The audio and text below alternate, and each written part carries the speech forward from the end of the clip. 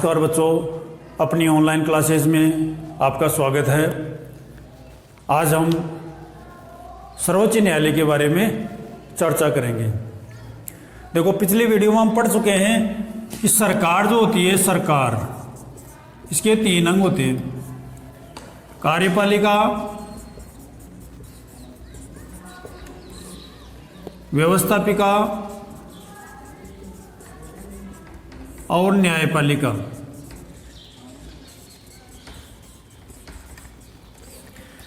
कार्यपालिका और व्यवस्थापिका के बारे में हम पढ़ चुके हैं। आज हम पढ़ेंगे न्यायपालिका। न्यायपालिका में सबसे पहले लेते हैं सर्वोच्च न्यायालय। देखो, भारतीय शासन प्रणाली में न्यायपालिका है शासन प्रणाली का तीसरा आधार स्तंभ है। लोकतंत्र का या भारतीय शासन प्रणाली का तीसरा आधार स्तंभ कौन सा है? न्यायपालिका है। भारत में शासन प्रणाली है वो संघात्मक है।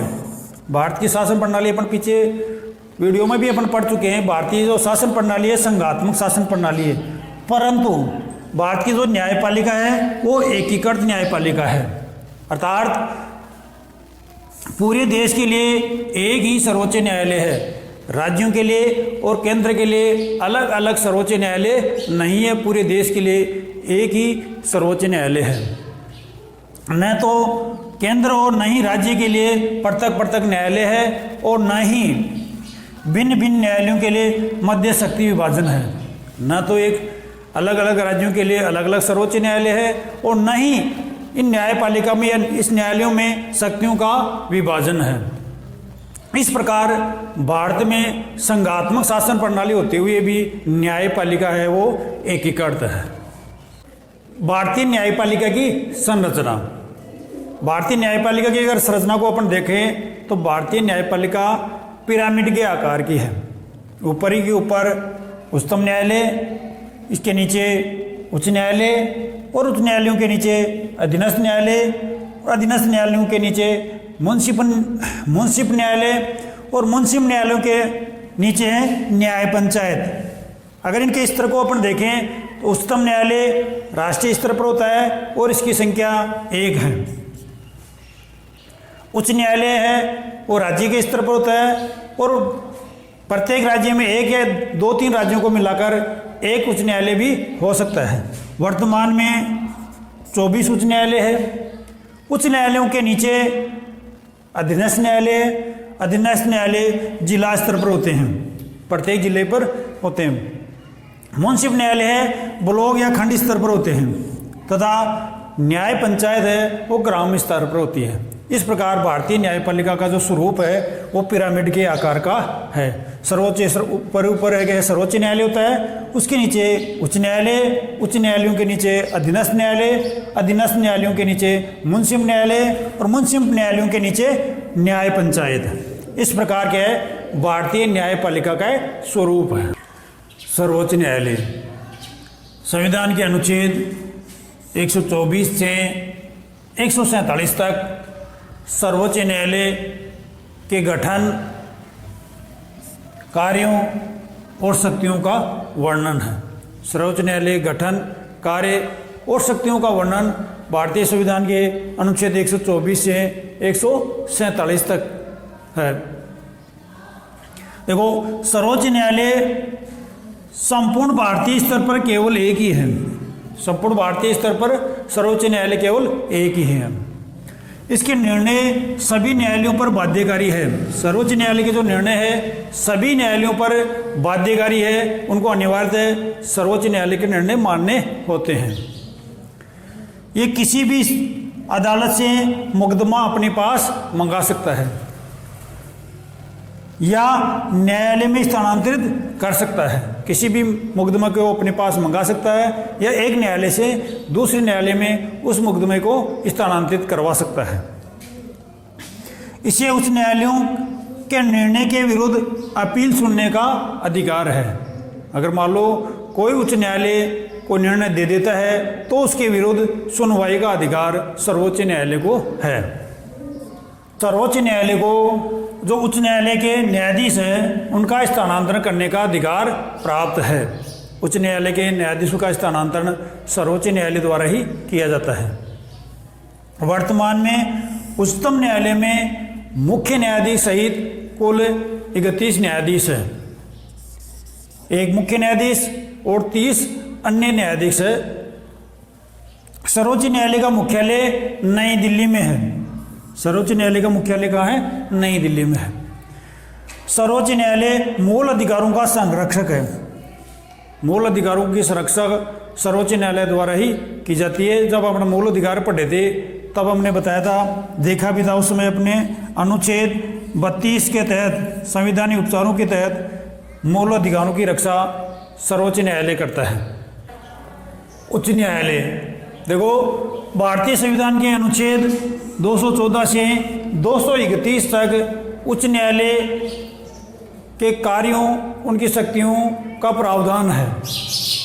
उच्च न्यायालय राज्य स्तर पर का सबसे बड़ा न्यायालय होता है। राज्य स्तर का सबसे बड़ा न्यायालय उच्च न्यायालय होता है।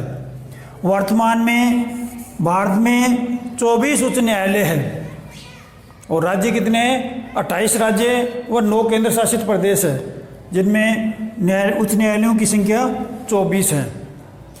सर्वोच्च न्यायालय की तरह उच्च न्यायालयों को भी मूल अधिकारों की रक्षा के लिए रिट जारी करने का अधिकार प्राप्त है। और ये कौन से अनुच्छेद के तहत करता है? अनुच्छेद 226 के तहत उच्च न्यायालय को मूल अधिकारों की रक्षा के लिए रिट जारी करने का अधिकार प्राप्त है। उच्च न्यायालय को अपने जो अधीनस्थ न्यायालय हैं उनके पर्यवेक्षण, नियंत्रण का अधिकार प्राप्त है। उच्च न्यायालय को अपने अधीनस्थ न्यायालयों का नियंत्रण और उनका पर्यवेक्षण करने का अधिकार प्राप्त है। अगला महत्वपूर्ण तथ्य है, इसे निचली अदालतों के निर्णयों के विरुद्ध अपील पर सुनवाई का अधिकार प्राप्त है। उच्च न्यायालय को अपने अधीनस्थ न्यायालयों के निर्णयों के विरुद्ध अपील पर सुनवाई का अधिकार प्राप्त है। अगर अधीनस्थ न्यायालय को निर्णय दे देता है और उसके विरुद्ध कोई व्यक्ति उच्च न्यायालय में अपील करता है तो उच्च न्यायालय को उस अपील पर सुनवाई का अधिकार प्राप्त है।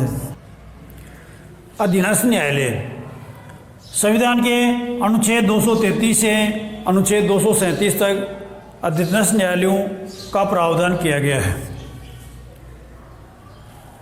अधीनस्थ न्यायालय जिला स्तर पर होते हैं और जिले का सबसे बड़ा न्यायालय होता है।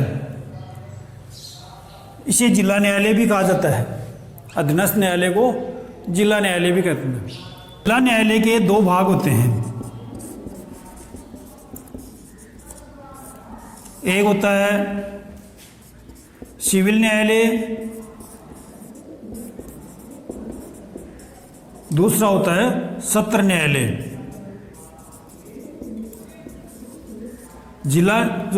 सिविल न्यायालय है, इसमें दीवानी मामलों की सुनवाई होती है, दीवानी मामले। और सत्र न्यायालय में फौजदारी मामले, फौजदारी मामलों की सुनवाई होती है।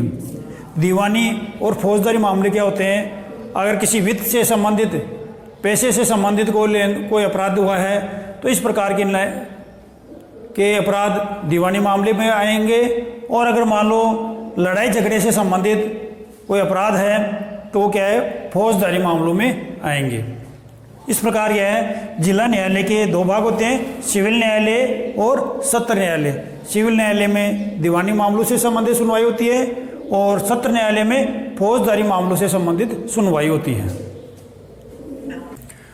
मुंसिफ या मजिस्ट्रेट न्यायालय, ये पंचायत समिति स्तर पर होते हैं।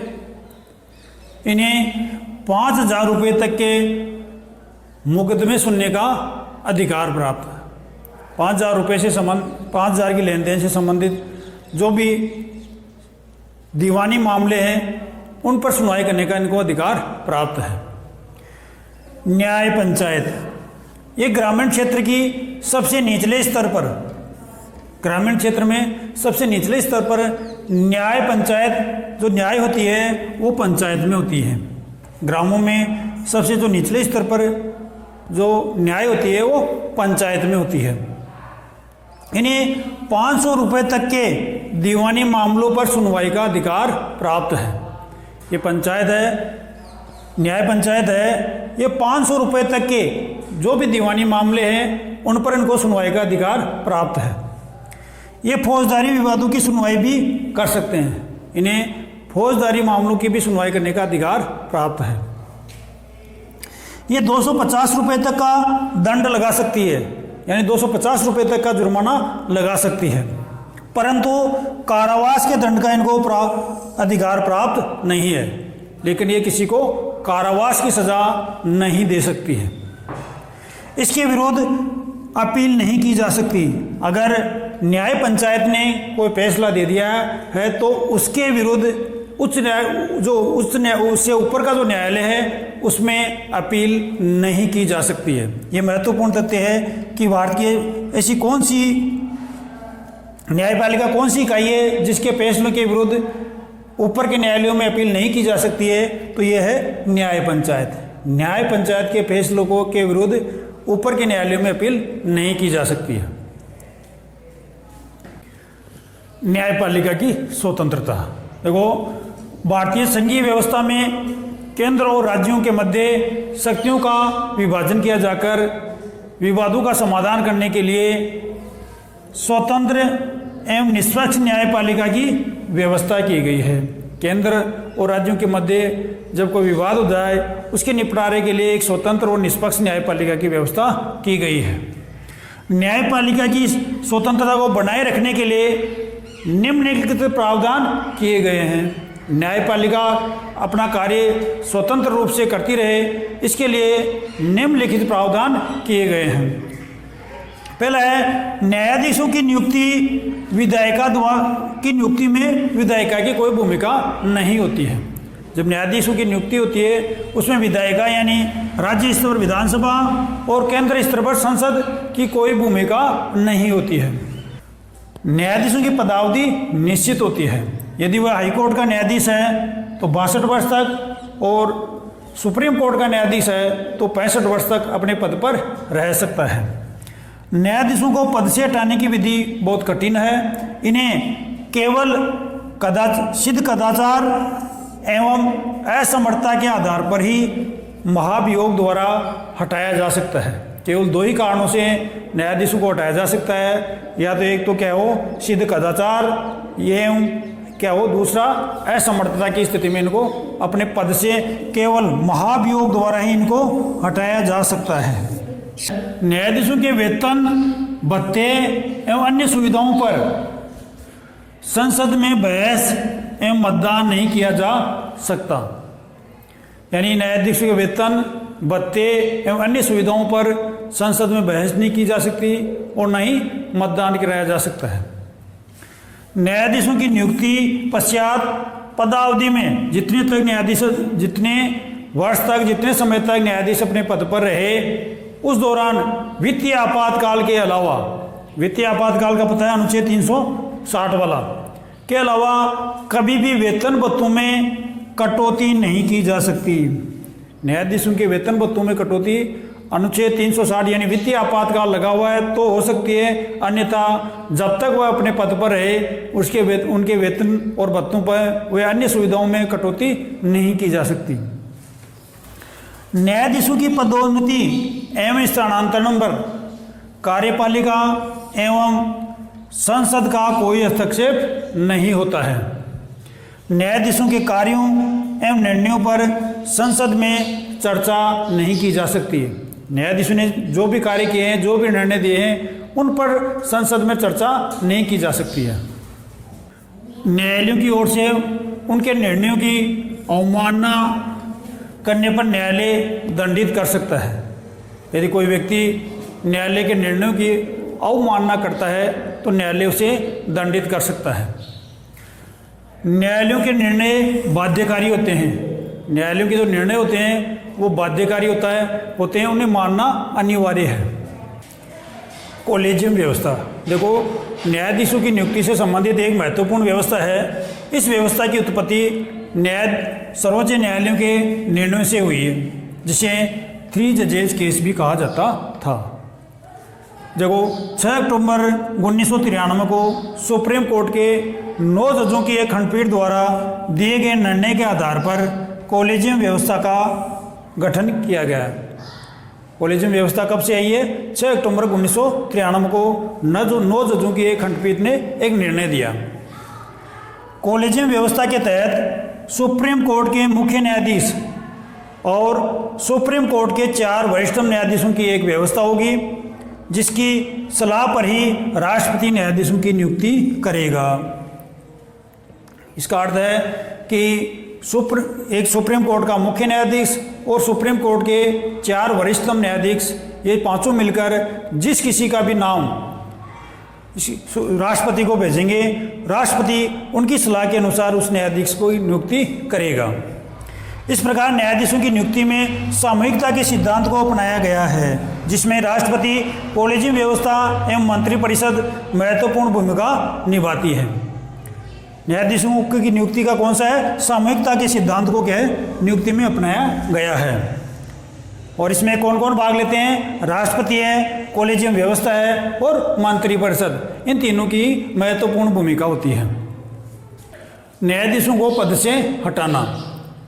पद से हटाने का संवैधानिक प्रावधान है। संविधान के अनुच्छेद 124 के अनुसार न्यायाधीश को महाभियोग की प्रक्रिया द्वारा हटाया जा सकता है।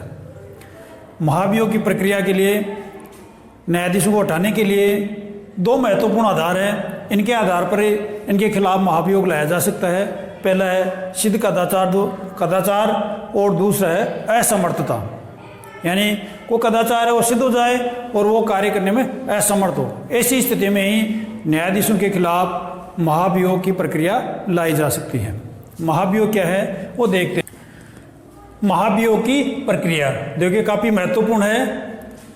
न्यायाधीशों को हटाने की प्रक्रिया का जो प्रस्ताव है किसी भी सदन में लाया जा सकता है, चाहे तो लोकसभा में ला सकते हैं पहले, चाहे राज्यसभा में ला सकते हैं।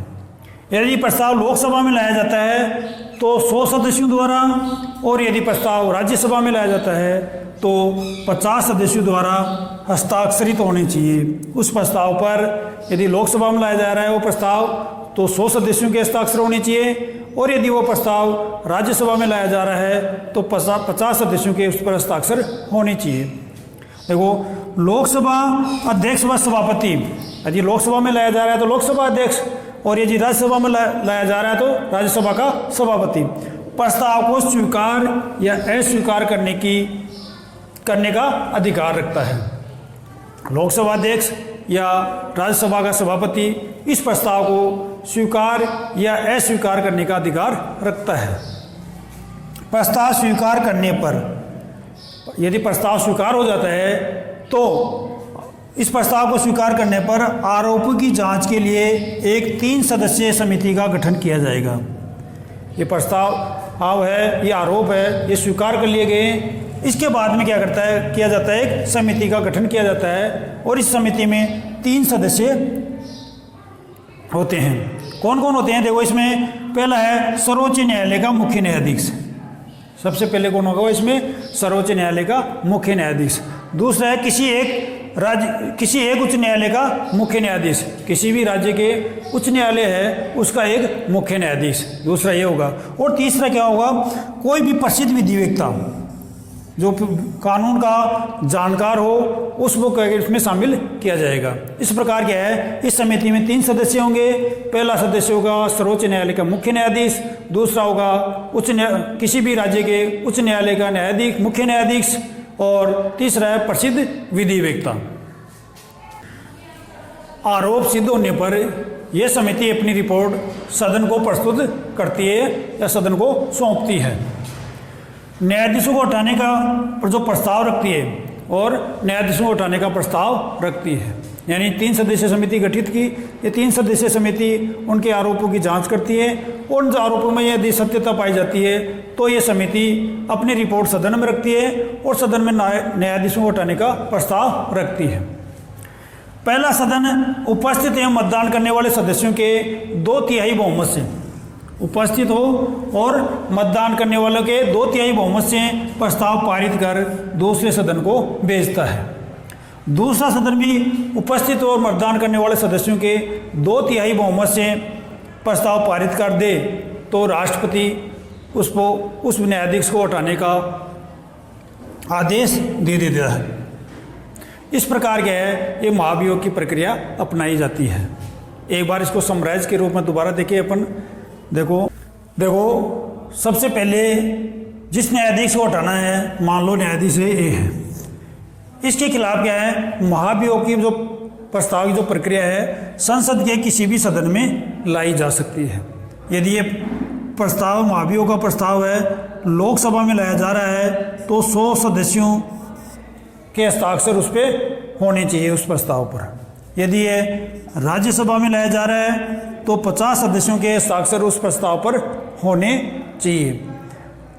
जैसे मान लेते हैं लोकसभा या राज्यसभा में प्रस्ताव लाने के बाद में यदि ये प्रस्ताव लोकसभा में लाया गया है पहले तो लोकसभा अध्यक्ष, और यदि राज्यसभा में लाया गया है तो राज्यसभा का सभापति इस प्रस्ताव को स्वीकृत भी कर सकता है और अस्वीकृत करने का भी अधिकार रखता है।